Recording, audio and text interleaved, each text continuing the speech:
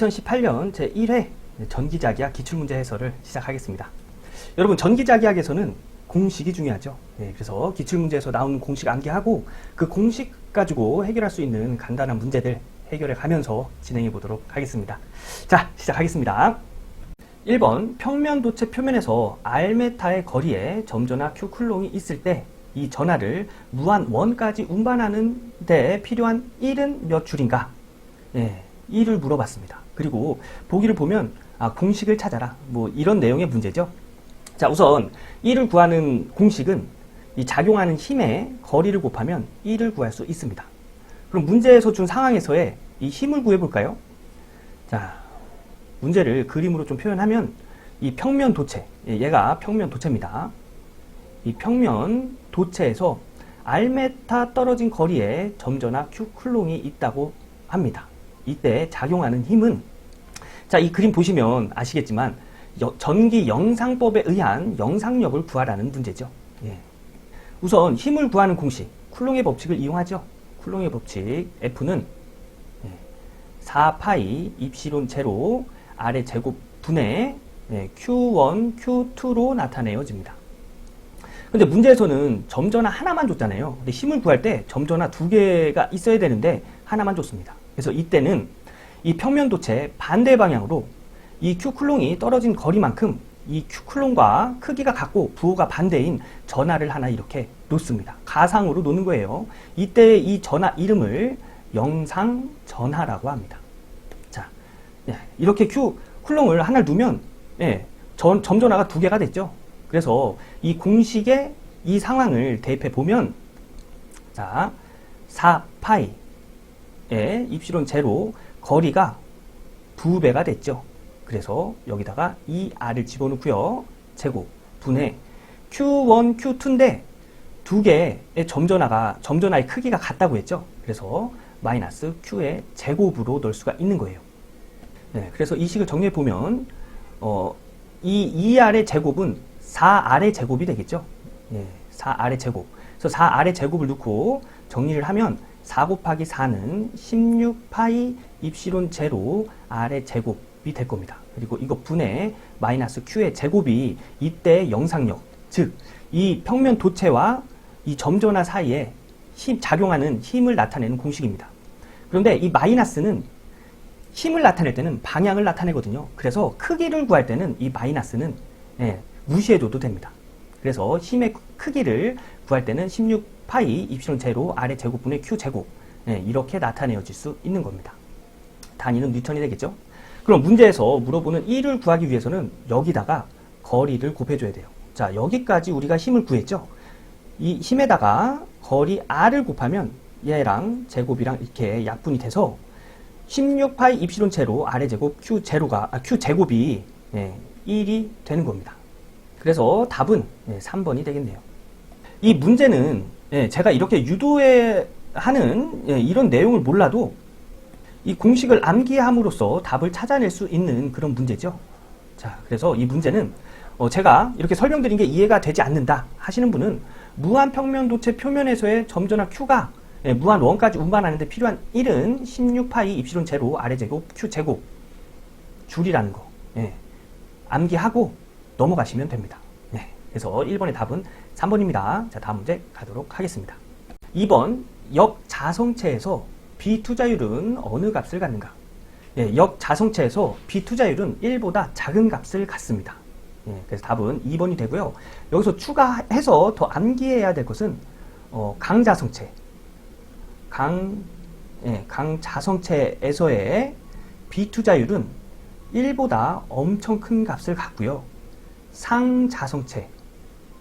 상자성체에서의 비투자율은 1보다 큰 값을 갖습니다. 요것도 같이 암기해 주시길 바라겠습니다.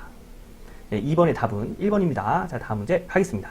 3번, 비유전율 입시론 R1, 입시론 R2인 두 유전체가 나란히 무한평면을 접하고 있고 이 경계면에 평행으로 유전체의 비유전율 입시론 R1 내에 경계면으로부터 D메타인 위치에 선전하 밀도 로우 쿨롱 퍼 메타인 선상 전하가 있을 때 이 선전하와 유전체 입시론 R2 간의 단위 길이당의 작용력은 몇 뉴턴 퍼 메타인가? 자, 문제가 조금 복잡하죠. 이걸 그림으로 좀 나타내면 이렇게 나타낼 수 있습니다. 자, 나란한 무한평면, 얘가 무한평면입니다. 이 무한평면을 비유전율 입시론 R1과 입시론 R2가 이렇게 접하고 있답니다. 이때 비유전율 입시론 R1 내에 경계면, 이 경계면으로부터, 여기가 경계면입니다. 이 경계면으로부터 D메타 떨어진 점에 선전화 밀도가 이렇게 있답니다. 이때 이 선전화와 유전체 입시론 R2 간에 작용하는 힘, 단위 길이당 작용하는 힘은 몇 뉴턴 퍼 메타인가? 이걸 물어봤어요. 자, 이 그림 어디서 많이 봤지요? 그죠? 무한평면과 그 점전화 간에 작용하는 힘, 영상력을 구하는 그런 공식을 설명할 때 많이 봤습니다. 이것도 역시 그 전기 영상법을 이용해서 이 사이에 작용하는 힘을 구하는 건데요. 이렇게 구하는 겁니다. 이 D메타 떨어진 점에 있는 이 선전화와 똑같은 선전화 밀도를 반대 방향으로 똑같은 거리를 두고 떨어진, 여기도 D메타예요. 떨어진 점에 부호가 반대이고 똑같은 선전화 밀도를 하나 이렇게 두는 거예요. 그래서 이것 가지고 이제 이때 작용하는 힘을 구하는 건데, 이때에 작용하는 힘은 우선 전개의 세기를 구하고 거기다가 요 영상 선전화 밀도 얘를 곱해줍니다. 이래서 힘을 구하는 건데, 여러분 요거 정리하는 거 좀 어렵고요. 이런 문제는 문제와 답만 암기하셔도 별 문제 되지 않는 그런 문제입니다. 답은 3번입니다. 요 문제와 답만 암기하셔도 되고요. 요 해설을 보고 좀 알겠다 싶으신 분들은 요 해설 보고 좀 이해 안 되는 부분, 그런 부분들이 있으시면 네이버 카페 전치모에 질문해 주세요. 그럼 제가 또 보충 설명 드리도록 하겠습니다. 자, 그래서 3번의 답은 3번이 되겠습니다. 이거 암기하고 가는 문제예요. 자, 다음 문제 가겠습니다. 4번, 점전화에 의한 전개는 쿨롱의 법칙을 사용하면 되지만 분포되어 있는 전하에 의한 전개를 구할 때는 무엇을 이용하는가? 답은 2번 가우스 정리입니다. 이거 암기하고 가는 겁니다. 4번의 답은 2번 가우스 정리입니다. 자, 다음 문제 가겠습니다. 6번, 패러데이 관의 성질에 대한 설명으로 틀린 것은 답은 4번입니다. 패러데이 관에서의 밀도는 전속 밀도와 같습니다. 이 문제에서는 같지 않다고 되어 있죠. 그래서 틀린 설명이 되는 거예요. 이것 또한 암기하고 가는 문제입니다. 5번의 답은 4번입니다. 6번, 공기 중에 있는 지름 6cm의 단일 도체구의 정적 용량은 구도체의 정적 용량 구하라는 얘기죠. 구도체의 정적 용량 4파이 유전율 곱하기 반지름으로 구할 수 있습니다. 자, 근데 문제에선 지름을 줬죠. 이 구도체가 이렇게 있으면 요 끝에서부터 끝에까지 지름이 6cm라는 얘기입니다. 이 공식에서의 반지름은 어떻게 될까요? 이 지름의 반이 되겠죠. 그래서 공식에서 적용해야 될 반지름은 3cm가 되는 거예요. 그리고 이 유전율, 문제에서 공기 중이라고 했죠. 그래서 공기 중에 유전율을 적용시켜서 식을 정리하면, 자, 4파이 곱하기 공기 중에 유전율 8.85 곱하기 10의 마이너스 12승이죠. 이거는 암기하고 계셔야 되는 내용입니다.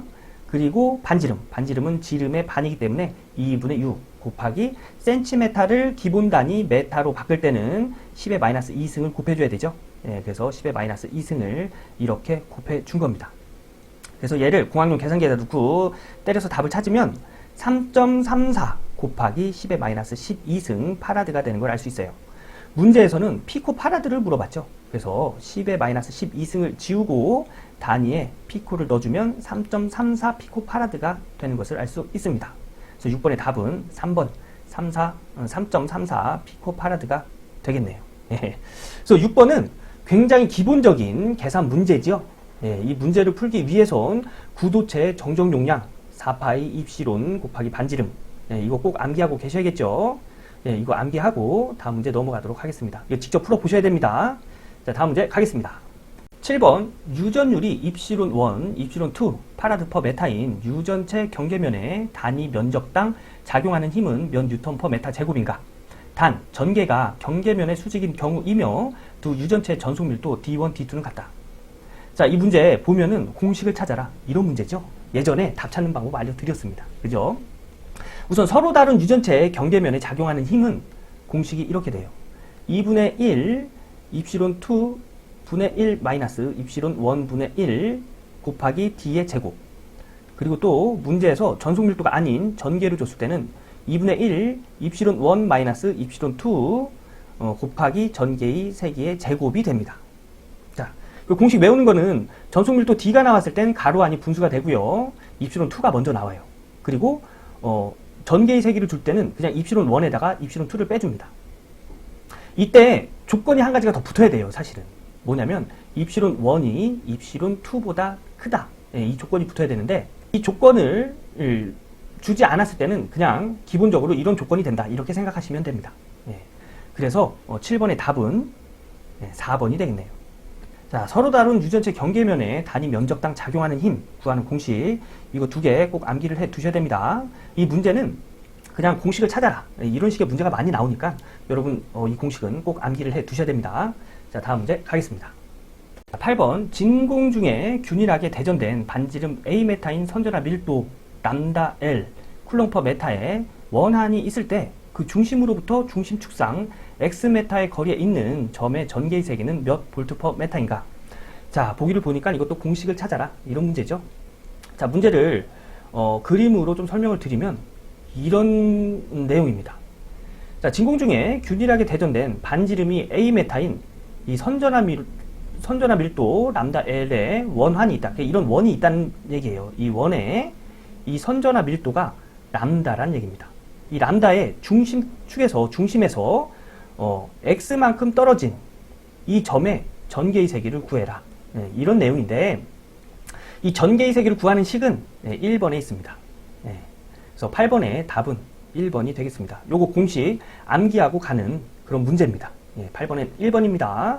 자, 다음 문제 가겠습니다. 9번 내압이 1000V 정정 용량이 1 마이크로파라드, 내압이 750V 정정 용량이 2 마이크로파라드, 내압이 500V 정정 용량이 5 마이크로파라드인 콘덴서 3개를 직렬로 접속하고 인가 전압을 서서히 높이면 최초로 파괴되는 콘덴서는? 자, 이런 식으로 콘덴서를 직렬로 접속을 했답니다. 이때 여기에 전압을 서서히 높인답니다. 이때 최초로 파괴되는 콘덴서를 찾아라. 이런 문제입니다. 자, 우선 각 콘덴서의 전하량이 최소인 것부터 파괴가 됩니다. 콘덴서는. 그래서 이 콘덴서 C1, C2, C3의 전하량을 구해보면 전하량 Q는 CV라는 공식으로 전하량을 구할 수가 있지요. 자, 그러면 1번 콘덴서의 전하량부터 구해보도록 하겠습니다. 자, 1번 콘덴서의 전하량은, 자, 1번 콘덴서 내압이 1000V고 정정 용량이 1 마이크로파라드라고 했죠.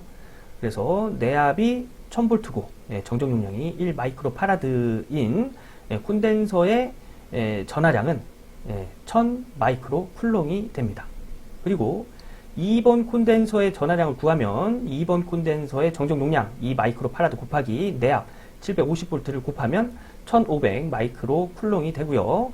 3번 콘덴서의 전하량을 구하면 정정 용량 5 마이크로파라드 곱하기 내압 500V를 곱하면 2500 마이크로파라드가 됩니다. 마이크로 쿨롱이 있죠? 2500 마이크로 쿨롱이 됩니다. 자, 그러면 이 C1, C2, C3의 콘덴서의 전하량이 제일 작은 건 1번 콘덴서가 되겠네요. 그래서 전하량이 제일 작은 정정 용량이 1 마이크로파라드인 콘덴서가 최초로 파괴됩니다. 자, 문제에서 보면 1번이 답이 되겠네요. 이 문제에서 암기하고 가야 될 것은 콘덴서의 전하량 구하는 공식은 CV 정정 용량 곱하기 전압이라는 거, 단위는 쿨롱입니다. 그리고 또 콘덴서는 이 전하량이 제일 작은 것부터 파괴가 된다는 거, 이것도 암기하고 다음 문제 가도록 하겠습니다. 10번 내부 장치 또는 공간을 물질로 포위시켜 외부 자기의 영향을 차폐시키는 방식을 자기차폐라 한다. 다음 중 자기차폐의 가장 좋은 것은? 자, 자기차폐가 어떤 얘기냐면, 자, 이렇게 자개가 존재하는 공간에서 어떤 공간을 이렇게 물질로 포위했었을 때 이 내부는 자개의 영향을 받지 않게끔 할 수 있는 이 물질은 뭐냐, 그걸 물어보는 겁니다. 우선 답은 2번입니다. 강자성체 중에서 비투자율이 큰 물질을 여기다 사용을 하면 이 자개는 어떻게 가냐면 쭉 가서 이 물질을 타고 이렇게 흘러갑니다. 예. 자기는 이런 식으로 이렇게 흘러가요. 이쪽은 이쪽으로 이렇게 가겠죠. 예. 그래서 결국은 이 내부 쪽에는 자기의 영향을 받지 않게 되는 거죠. 예. 이걸 자기차폐라고 합니다. 이때 이 물질은 강자성체 중에서 비투자율이 큰 물질을 사용하면 자기차폐에 좋다는 얘기입니다. 예. 그래서 10번의 답은 2번이 되겠습니다. 자, 다음 문제 가겠습니다. 11번 40V/m인 전개 내에 50V 되는 점에서 1쿨롱의 전하가 전개 방향으로 80cm 이동하였을 때 그 점의 전위는 몇 볼트인가? 자, 그림으로 그리면 이런 내용입니다. 예, 40V/m인 이런 전개가 있는 곳에, 예, 이렇게 전기가 작용하는 곳에 한 점의 전위가 50V랍니다. 그런데 이 점에서 1쿨롱의 전하가 전개의 방향으로 80cm를 이동을 했답니다. 이때의 전위는, 예, 이걸 물어보는 건데, 자, 보면은 전개의 방향이, 예, 이쪽이죠. 그러면 전개를 발산하는 어떤 그 전하가 있는 곳은 어디겠어요? 예, 여기가 될 겁니다. 그죠? 여기에 어떤 전하를 가지고 있는 뭔가가 있기 때문에 여기 전개가, 예, 이쪽 방향으로 이렇게 발생이 된 거죠. 이때 여기 이 점의 전위가 50V래요. 그런데 전개의 방향으로 이동을 하면 이 점의 전위보다 전위가 더 높아질까요? 낮아질까요? 낮아지겠죠. 예, 얼만큼? 이 떨어진 거리의 전위만큼. 그래서 이 50V의 이 떨어진 이 사이에 전위를, 예, 해당하는 전위를 빼면, 예, 이 점의 전위를 알 수가 있는 겁니다. 전위 어떻게 구하죠? V는 전개의 세기 곱하기 거리로 구해지죠. 이거는 암기를 하고 계셔야 됩니다. 예, 단위는 볼트가 됩니다. 근데 문제에서 전개 40V/m 줬죠. 40 곱하기 거리, 예, 80cm, 즉 0.8cm랍니다. 그래서 0.8cm 하면, 예, 3.2V 나오겠네요. 그죠? 예, 3.2V가 아니라 32V 나오네요. 그래서 이 50V에서 여기서 여기까지의 전위, 예, 32V를 빼면 이 점의 전위를 알 수 있다는 얘기입니다. 빼면, 예, 18V 나오겠네요. 그죠? 그래서 답은 1번이 되는 겁니다. 예, 지금 제가 말씀드린 내용을 식으로 나타내면 이렇게 나타낼 수 있어요. 자, 이 점에, 예, V2로 뒀네요. 예, V2 점의 전위는 이 점 V1, 이 점에서의 여기서부터 여기까지의 전위, 예, 40 곱하기 0.8, 그때 전위를 빼면, 예, V2의 전위를 알 수 있다는 내용의, 예, 그런 식입니다. 자, 이 문제는 제가 지금 말씀드린 대로 이렇게 이해하시면 되고요. 이 문제에서 암기하고 가야 될 공식은 전위는 전개의 세기의 거리를 곱해서 구해진다는 거. 네, 요거 하나 암기하고 다음 문제 가도록 하겠습니다. 12번 그림과 같이 반지름 A메타에 한 번 감긴 원형 코일이 균일한 자속밀도 bWb/m 제곱인 자개에 놓여 있다. 지금 코일면을 자개와 나란하게 전류 I아를 흘리면 원형 코일이 자개로부터 받는 회전 모멘트는 몇 Nm/라디안인가? 자, 이 문제 2011년 2회에 나온 문제랑 똑같이 나왔습니다. 예, 답은 3번이에요. 여기서 회전 모멘트 물어봤죠? 예, 회전 모멘트는 토크랑 거의 비슷한 개념인데, 그래서 토크 구하는 공식으로, 예, 회전 모멘트를 구할 수가 있습니다. 그래서 해설에서 나온 이런 식으로 해서, 예, 그 식을 찾아내는 건데, 이 문제 그냥 문제와 답만 암기하고 가는 그런 문제로 하겠습니다. 예, 12번의 답은 3번이 되겠습니다. 자, 다음 문제 가겠습니다. 13번 다음 조건들 중 초전도체에 부합되는 것은 단 뮤 S는 비투자율, 네, XM은 비자화율, B는 자속 밀도이며 작동 온도는 임계 온도 이하라 한다. 자, 이 문제는 암기하고 가는 겁니다. 예, 초전도체에 부합되는 조건은 비자화율은 -1, 비투자율과, 예, 자속 밀도는 0이 돼야 된다는 거. 예, 그래서 13번은 1번 암기하고 가겠습니다. 자, 다음 문제 가겠습니다. 4번 X는 0인 무한 평면을 경계면으로 하여 X가 0보다 작은 영역에는 비유전율 입시론 원이 2, X가 0보다 큰 영역에는 비유전율 입시론 R2가 4인 유전체가 있다. 입시론 R1인 유전체 내에서 전개 이 원은 이런 값을 가질 때 x가 0보다 큰 영역에 있는 입시론 R2인 유전체 내에서 전속밀도 D2는 어떻게 되겠는가? 단 경계면상에 자유전하가 없다고 한다. 자, 이 문제를 그림으로 좀 설명을 드리면, 자, 이렇게 x축과 y축이 있는데 x가 0인 무한평면을 경계로, x가 이 0인 점이 무한평면이 있답니다. 그러니까 무한평면이 이렇게 있는 거예요. 이렇게 무한평면이 이렇게 있고, 이렇게 무한평면이 있습니다. 있고, x가 0보다 작은 영역에는 비유전율 입시론 R1이 2랍니다. 그러니까 x가 0보다 작은 영역, 이 영역이죠. 이 영역에는 다른 색깔로 하겠습니다. 이 영역에는 유전율이 입시론 R1, 비유전율이 2인 유전체가 있고, 자, 그리고 x가 0보다 큰 영역, 이 영역이죠. 이 영역에서는 비유전율이 2가 4인 유전체가 있다고 합니다.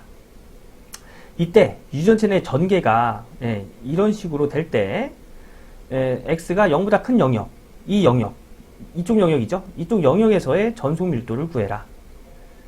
전속 밀도는 D2를 구해라. 이런 내용인데요. 제가 설명은 드릴 건데 이거 설명 들으시면서 이해 못한다고 낙심할 필요 없습니다. 이게 서로 다른 유전체에서의 전속 밀도를 구해라. 이런 문제인데 전속 밀도 구하는 건 이거 말고도 쉬운 문제 굉장히 많습니다. 자, 우선 설명을 드리겠습니다. 우선 답은 2번이고요. 그냥 문제 답만 암기하셔도 돼요. 제가 설명을 드리도록 하겠습니다. 자, 문제에서 구하라는 게 이쪽 x가 0보다 큰 영역에서의 전속 밀도를 구하라는 얘기죠. 자, 전속 밀도는 입시론 곱하기 전개의 세기로 구할 수 있습니다. 그죠? 유전율 곱하기 전개의 세기로 구할 수 있다는 거. 이거는 지금쯤이면 암기를 해 두셔야 돼요. 자, 그런데 문제에서 입시론 1에 여기에 유전율이 입시론 1이고 여기 유전율이 입시론 2인데 입시론 1은 비유전율 곱하기 공기 중의 유전율로 구할 수 있죠. 그래서 문제에서 비유전율 2를 줬습니다. 그래서 여기에서의 유전율은 2 곱하기 공기 중의 유전율이 될 거예요. 그죠? 그리고 이 0보다 큰 영역, 여기서의 비유전율은 4를 줬어요. 그래서 이때 유전율은 4 곱하기 공기 중의 유전율이 될 겁니다. 자, 그리고 유전체 내에서의 경계 조건 중에서 D1과 D2가 같은 조건, 뭐죠?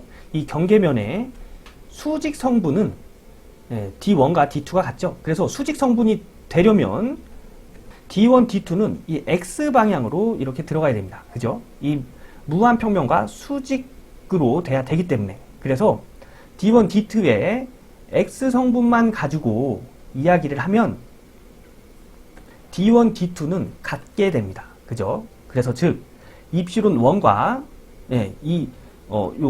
이쪽 0보다 작은 영역의 유전율과 이때의 전개의 세기를 곱한 값과 D2 x가 0보다 큰 영역에서의 유전율과 여기서의 전개의 세기를 곱한 값은 같다. 이렇게 정리를 해도 되죠. 그래서 얘를 이 2로 기준으로 해서 식을 정리를 하면 이쪽 0보다 큰 영역에서의 전개의 세기는 입시론 2 여기 0보다 큰 영역에서의 유전율 분의 0보다 작은 영역에서의 유전율 곱하기 이 원으로 나타낼 수 있는 거예요. 그죠? 그런데 여기서의 입시론 2 분의 입시론 1은 X축일 때만 적용이 되는 거죠. 그래서 문제에서 준 이 전개의 세기에 이 X축에서만 관련이 있습니다. 자, 그래서 입시론 2는 4 입시론 제로라고 했죠. 그래서 4 입시론 제로 분의 입시론 1, 2 입시론 제로 하면 얘랑 이렇게 약분이 돼서 얘도 2가 되고요. 얘도 1이 될 거예요. 그래서 결론적으로 2분의 1, 20ax-10ay 플러스 5ax가 되는데 여기서 이 앞에 요 계산한 애들은 X축에만 관련된 애들이라고 했죠. 그래서 X축에서만 계산을 해줍니다. 왜냐면 D1과 D2가 같다는 조건에서 이 식이 나온 거잖아요. 그죠? D1과 D2가 같다는 조건은 S축에서만 적용되는 내용입니다. 그래서 S축에만 적용해서 계산을 해주는 거예요. 자, 그래서 X축에만 계산해서 적용을 해주면 이 2는 얘랑 얘랑 이렇게 계산돼서 10AX가 되겠죠? 그래서 10AX 마이너스 10AY 플러스 5AZ가 되는 겁니다. 그래서 이 2가 이렇게 나왔어요. 자, 처음에 D2는 즉 0보다 큰 영역에서의 전송 밀도는 E2 곱하기 이 0보다 큰 영역에서의 유전율이라고 했죠. 이 0보다 큰 영역에서의 유전율 4 입시론 제로라고 했습니다. 그래서 D2는 4 입시론 제로 곱하기 E2 구했죠. E2를 이렇게 곱해주면 얘가 이렇게 들어가서 하나씩 곱해주면 이 제로에 40AX 마이너스 40AY 플러스 20AZ가 됩니다. 그래서 답이 2번이 되는 건데 여러분 이 문제는 풀기에도 굉장히 오래 걸리고 좀 이해하는데도 좀 힘든 문제입니다. 그래서 문제 답만 암기하고 가셔도 되는 문제가 되는 거고요. 제가 설명드린 거 조금 이해가 가는데 이 부분은 좀 이해가 안 된다 하는 부분이 있으시면 네이버 카페 전치모에 올려주세요. 그러면 제가 또 보충 설명 드리도록 하겠습니다. 14번의 답은 2번입니다. 다음 문제 가겠습니다. 15번 평면파 전파가 전개의 세기가 이런 식으로 주어졌다면 전자파의 위상 속도는 몇 메타 퍼 세크인가? 자, 우선 위상 속도 구하는 공식. 위상 정수 분의 위상각으로 위상 정수를 구할 수 있습니다. 그런데 문제에서 위상 정수, 위상각 주지 않았죠? 문제에서는 전파의 전개의 세기만 줬습니다. 그래서 이 전개의 세기 안에서 위상 정수와 위상각을 구해서 계산해라. 이런 문제인데 우선 전자파 전개의 기본식은 이런 식이 있습니다. 이 식과 문제에서 준 식이 비슷하게 생겼죠? 그래서 기본식에서의 오메가 자리, 위상각 자리에 문제에서 준 식을 보면 10의 구승이 있습니다. 그리고 전자파 전개의 기본식에 요 위상 정수가 있는 자리에 문제에서 준 식을 보면 20이 있네요. 그래서 얘가 위상각 오메가가 되고요. 얘가 위상 정수 베타가 되는 겁니다. 자, 그래서 얘네들 가지고 이제 위상 속도를 구하면 20분의 10의 구승해서 5 곱하기 10의 7승 미터 퍼 세크가 되는 거예요. 그래서 15번의 답은 1번이고요. 이 문제는 그냥 문제의 답만 암기하고요. 전자파 전개의 세기를 구하는 기본식, 이런 식이 있구나 하고 한번 보고 다음 문제 넘어가도록 하겠습니다. 15번의 답은 1번입니다. 자, 60번 자속밀도 10웨버/메다 제곱 자계 중 10cm 도체를 자계와 30도의 각도로 30m/s로 움직일 때 도체 유기되는 기전력은?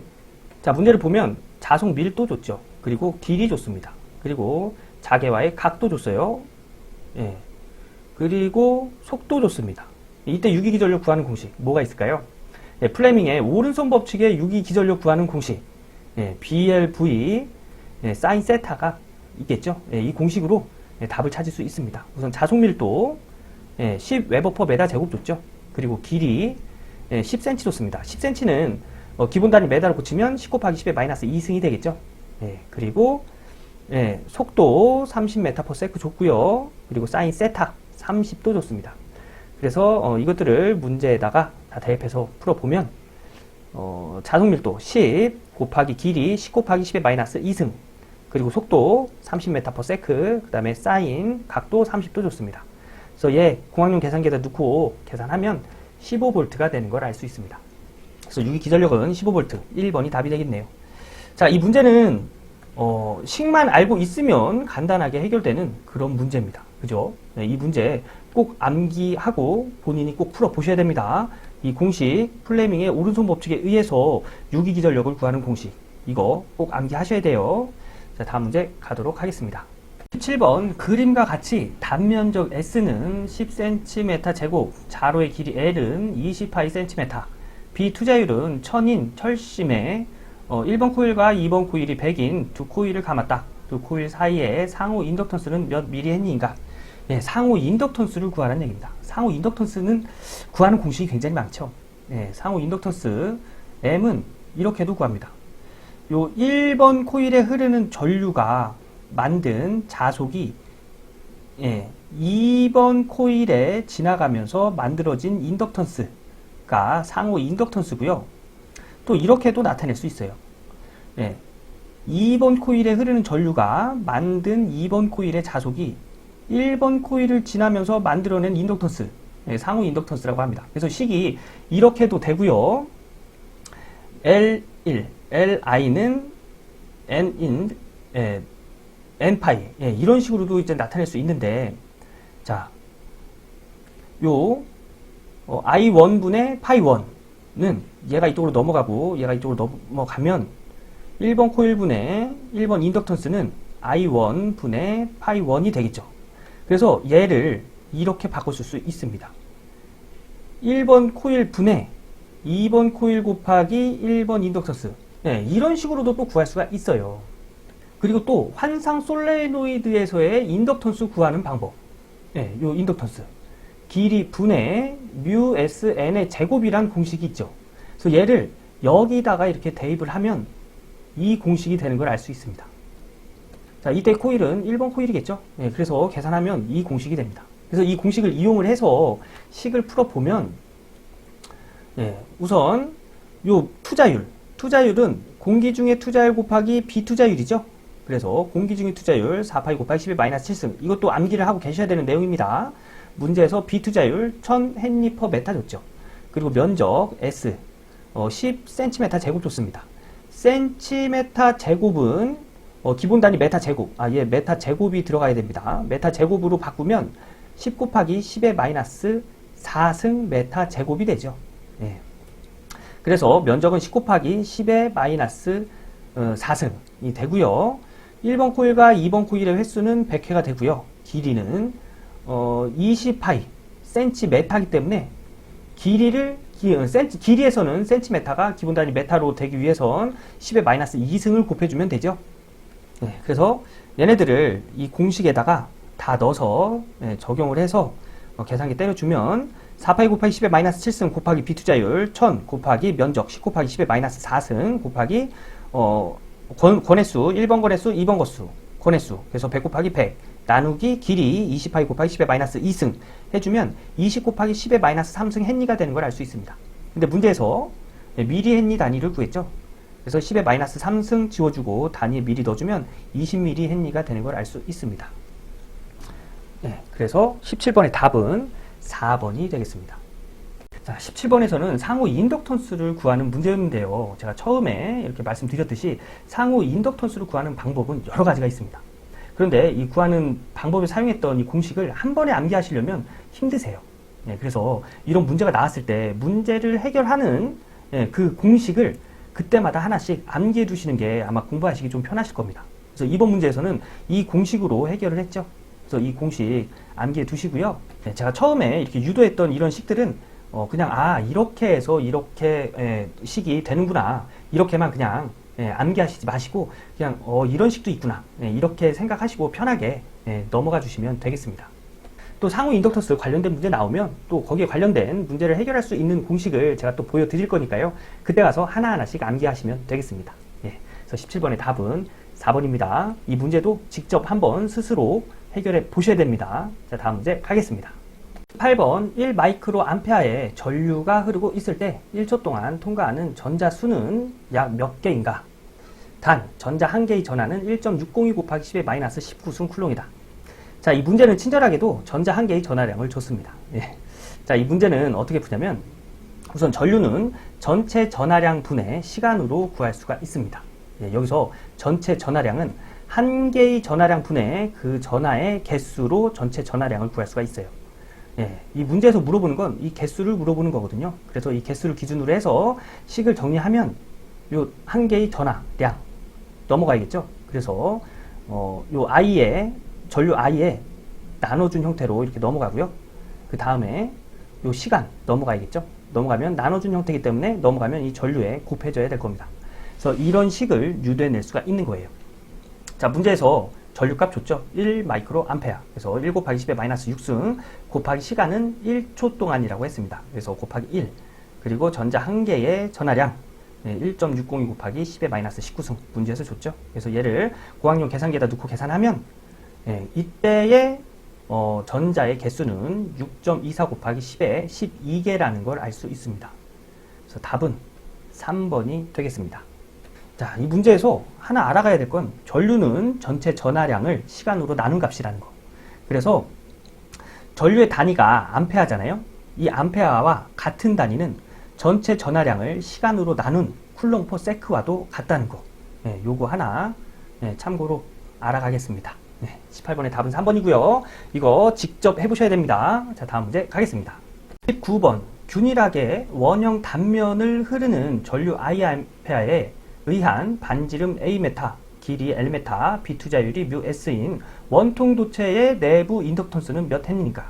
원통도체의 내부 인덕턴스 공식 암기하고 있어야 되는 공식이죠. 원통도체의 내부 인덕턴스 공식은 이렇게 됩니다. 8파이 분의 투자율 곱하기 그 길이로 원통도체 내부의 인덕턴스를 구할 수가 있습니다. 자, 그러면 이 공식을 정리를 해보면 투자율은 공기 중의 투자율과 비투자율로 나눠진다고 했죠. 그래서 공기 중의 투자율 4파율 곱하기 10의 마이너스 7승 곱해주고요. 비투자율 곱하기 길이 해줘서 이 부분을 공학용 계산기로 계산을 하면 2분의 1 곱하기 10의 마이너스 7승이 됩니다. 그래서 원통 도체 내부 인덕턴스 구하는 이 공식은 이런 식으로 정리가 된다는 얘기예요. 2분의 1 곱하기 10의 마이너스 7승 비투자율 곱하기 그 길이. 그래서 얘와 같은 답을 찾으면 4번이 답이 되겠죠. 19번 문제는 그냥 암기하고 가셔도 되는 문제입니다. 원통도체 내부 인덕턴스를 구하는 공식은 이 공식인데 이 공식을 정리를 하면 이렇게도 정리가 된다는 거. 요거 암기하고 다음 문제 가도록 하겠습니다. 20번 한 변의 길이가 10cm인 정사각형 회로에 직류 전류 10A가 흐를 때 정사각형 중심에서의 자개의 세기는 몇 암페아 퍼 메타인가? 자, 이런 정사각형이 있습니다. 요 한 변이 10cm예요. 이때에 이 중심에서의 자개의 세기를 구하라. 공식 암기하고 있어야 되는 거죠. 정사각형 중심에서의 자개의 세기 H는 파이 L분의 2 루트 2의 전류를 곱한 값으로 구해집니다. 그러면 요 L에 요 한 변의 길이 여기가 L이잖아요. 그죠? 그래서 한 변의 길이 적용하고 전류값 여기다가 적용하면 답을 찾을 수 있겠죠. 자, 한 변의 길이 10cm라고 했기 때문에 문제 그 식에 적용하는 거는 10 곱하기 10의 마이너스 2승 메타로 적용이 됩니다. 그리고 전류는 10A라고 했죠. 그래서 파이 곱하기 10 곱하기 10의 마이너스 2승 분의 2 루트 2 곱하기 전류의 값 10을 넣어주면 파이분의 200 루트 2가 되는 것을 알 수 있습니다. 그래서 답은 2번이 되겠네요. 자, 정삼각형, 정사각형, 정육각형의 그 중심에서의 자개의 세기 구하는 공식 그거 암기하고 계셔야 된다고 했습니다. 그래서 이번 문제는 정사각형 중심에서의 자개의 세기 구하는 문제였고요. 그걸 아직 그 공식을 다 암기하지 못하신 분들은 우선 정사각형의 중심에서의 자개의 세기 구하는 공식 이거 이번 기회에 확실히 암기를 하고 넘어가도록 하겠습니다. 자, 이렇게 해서 2018년도 제1회 전기자기야 기출문제 해설을 마쳤습니다. 여러분 전기자기야 공부하면 할수록 공식을 꼭 암기해야겠다 이런 생각 드시죠? 그래서 기출문제에서 나오는 공식들은 다 암기를 해 주시고요. 암기하는 방법은 그냥 뭐 써가면서 그냥 그것만 딱 암기하기보다는 문제를 풀어가면서 직접 풀어가면서 계산해가면서 암기하시는 것을 권장드리겠습니다. 그리고 내가 이해하지 못하는 그런 내용들 있지요. 그런 내용들은 그냥 문제와 답만 암기하고 넘어가 주시길 권장드리겠습니다. 우리 전기자기야 100점 맞을 거 아니잖아요. 그죠? 괜히 그런 문제 가지고 시간 버리고 스트레스 받는 것보다는 그냥 어려운 문제는 그냥 문제와 답만 암기하고 넘어가시는 걸 권장드리겠습니다. 자, 그러면 오늘 강의는 여기까지 하고요. 저는 다음 기출문제 해설 강의에서 인사드리도록 하겠습니다. 여러분 고생 많으셨습니다.